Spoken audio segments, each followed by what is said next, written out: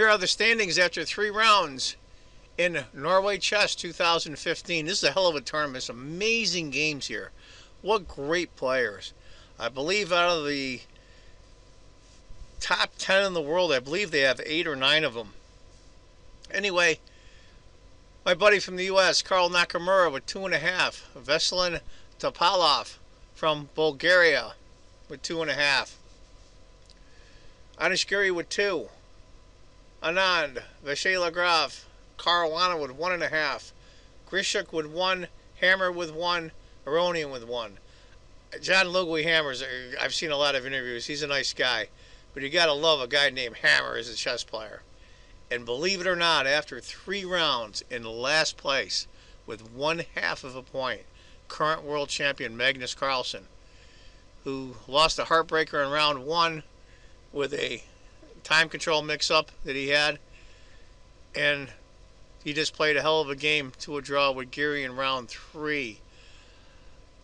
And losing to Fabiano Caruana. So, anyway, folks, there it is. The results after 3 rounds in Norway Chess 2015. Go Carl. Hi, folks. John Cordisco back again. The only thing I got to say about this game is holy crap, as we say here in the United States. Wow, this is amazing games already. This is Norway Chess 2015, round 3. A lot of great games in this round. I hope to cover as many as I can. The first one I'm going to cover is, as white, someone that needs no introduction in the chess world, Magnus Carlsen, current world champion, playing on his home turf in Norway. And as black, Anish Giri from the Netherlands. I'm going to go, it's a long game, so I'm going to go through the first 30-odd moves quickly, but this game is so complicated and so rich with tactics. It's just incredible. There's no way I could cover it all. So those of you guys that want to cover some of it, just stop the video and figure it out for yourself, maybe on a board on the side. Let's get to it. Magnus is white. Anish Giri is black. It's going to be in Moscow. Sicilian. Go through the first few moves, like I said, quickly here. Just go through the opening phase. Castles, knight, pawn, pawn. Pretty typical stuff. It starts getting real hairy around move 30. Knight f1, rook e8. Like I said, I want to breeze through this part of it quickly. Got my Fritz 13 computer on off screen. Tiny advantage for white, nothing fancy. b4, a3, b3. I was a little surprised that Magnus allowed that pawn to get down that far. We'll see how it works out. B takes, rook takes, pawn takes. Now he sacked the pawn. I'm assuming Giri thought he gets some compensation. Queen to b6. Bishop, rook, bishop back. Still about the same. Still about a third of a pawn advantage for white. Nothing really fantastic here. G6. This is the part of the game where I have trouble.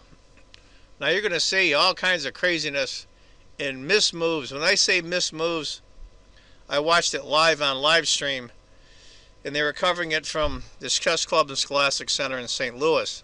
Maurice Ashley was doing the color. Jennifer Shahadi and Alejandro Ramirez were doing the commentary. And of course, Maurice has a computer there. Some of these positions are so rich, there's no way a human could see it. You're going to see coming up here. Knight to f1 is the computer move, believe it or not. Bishop h6. Over a point advantage now for white. Well, he is up a pawn, but Giri's hanging on. Knight to e3, a5. Now, this is a move you probably couldn't have predicted. And it's also the computer's first choice. It actually gives it an exclamation point. b4. And Magnus is just putting it to Giri now. A takes. A takes. Queen can't take. We all see, because of the fact queen takes, rook comes over. Whoops. Try that again. Rook comes over, and you lose the bishop. So that pawn can't be touched. Moves his rook back. Pawn. Queen. H3. This is amazing position right here. I mean, it doesn't look like much, but it's gonna, all hell's gonna break loose here any minute. Knight to H5. Queen to B2, just to hold on to his pawn. It's his passer. He wants to hang on to it. Queen to B6. It's tough when you got to use your queen to block the passed pawn. Queen to B4. There's that weak D6 pawn. Bishop takes. Now, they went back and forth with this. Their computer showed that pawn takes is better.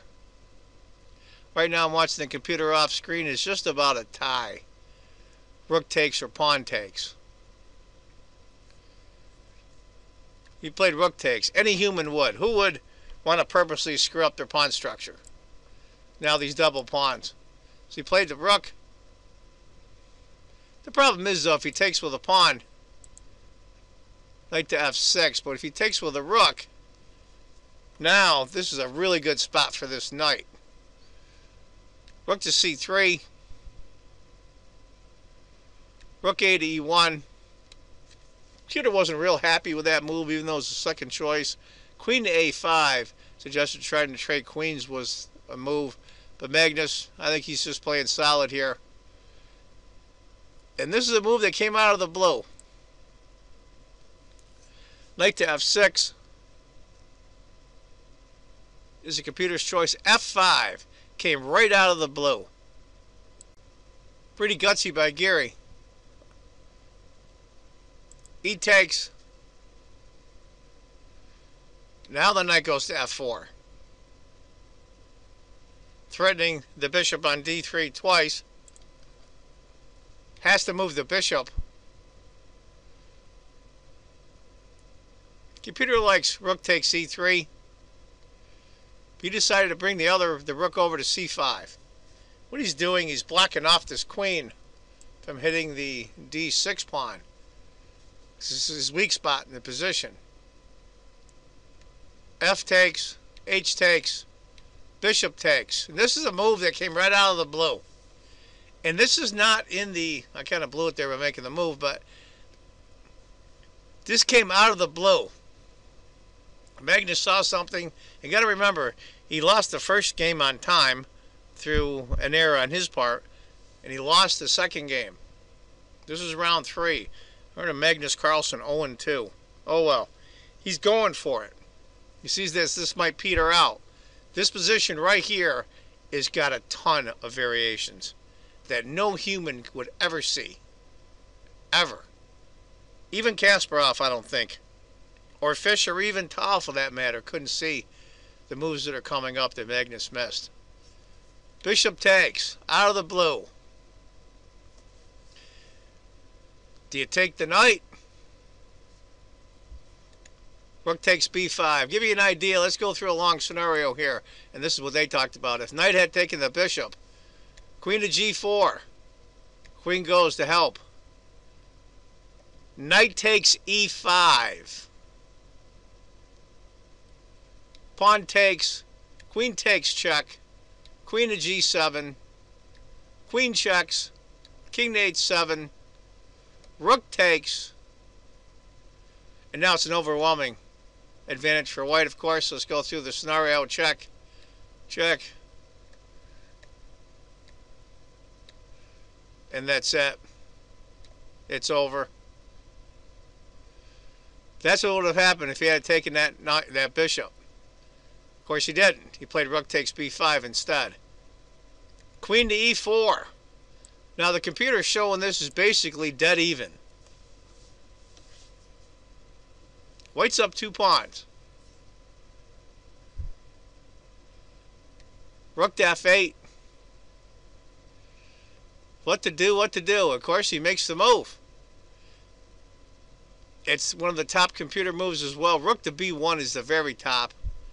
And that's another long scenario. Rook to B1. They went through that one. It's like a 15-20 move scenario that ends up just white with 2 pawns up. I just don't have the time or the time to go through it, but if you want to stop the video now and play rook to b1 for white and try to figure out the variations, God bless you. Knight takes c5, sacrifices, tries to sacrifice again. Pawn takes, rook to g3. Now, this is crazy. 3 pawns for a piece. Well, rook's going to take d5. 2 pawns for a knight.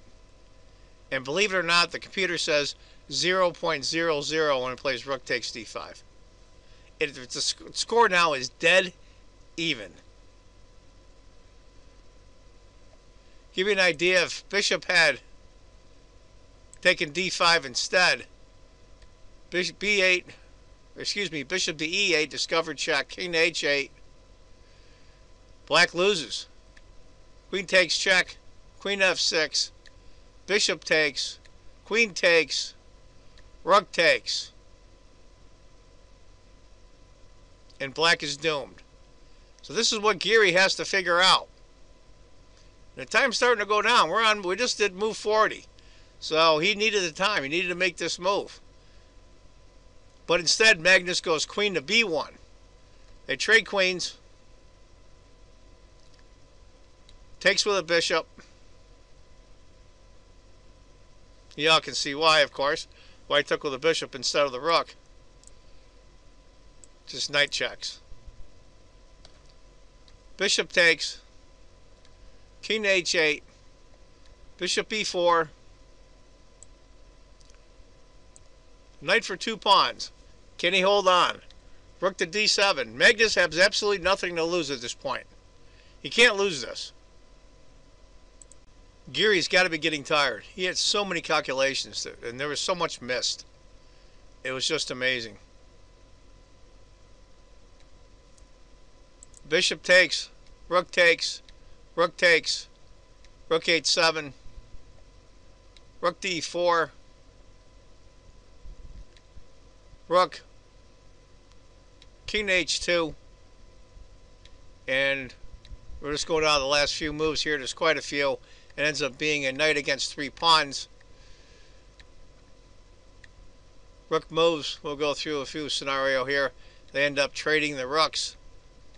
Giri forces the issue with that. It ends up being knight and 3 pawns. And you got to remember, Magnus's white has absolutely nothing to lose. He's going to go for it in case Giri messes up. And Giri's got to figure all this out. And we're on move 58. He's got to be dead tired. 4 hours later, almost 3.5. King f3. I don't know much about table-based endings. 3 connected pass pawns and a knight is theoretic draw, but it's got to be played just right. And of course, Giri does. King, knight. Now the rules in this tournament are there's no set number of moves for a draw. You offer a draw, the arbiter has to okay it in order to make you play on, which is perfect for Magnus because that's his thing. The worst he can do here is draw. There's no way he can lose with a knight against king, so of course he's going to play on and hope for a miscue. But that didn't really happen. Pawn, knight goes here, of course. Now it's drawn now. King, king e7, king, pawn, king, e queens, and knight takes. And that's a draw by material. Sorry I went through the beginning so fast, but it's quite a long video. I didn't want to go on and on. For those of you, there was another move back here. I'm trying to remember where it was on move. If you want to go back to, we'll find the position here in a few seconds.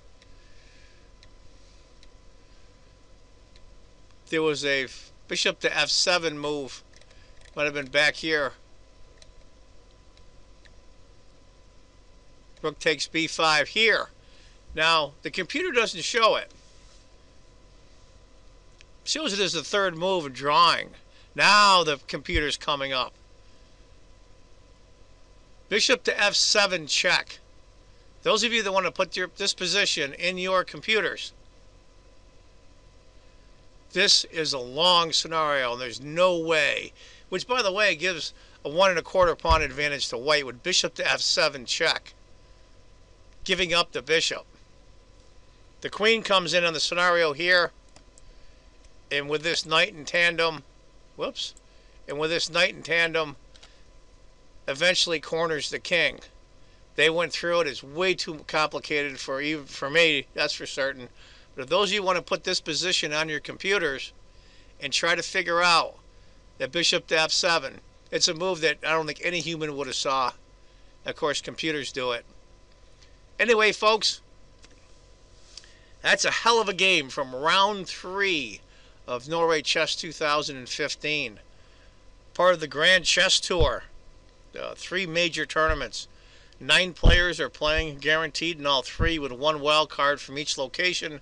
This one's being played in Norway, so the wild card player is Jan Ludwig Hammer. That's a hell of a name for a chess player, Hammer. You gotta love it. So, hope I get some more games from this round. There's some more amazing games, but this was probably the game of the day. It was a little long, so I went through it quick. If you want to stop the video and take a look, please do. There's so much here. It is so rich with variations. Anyway, folks, as I always say, if you think chess is just a game, you're not playing it right. Take care, folks. Bye-bye.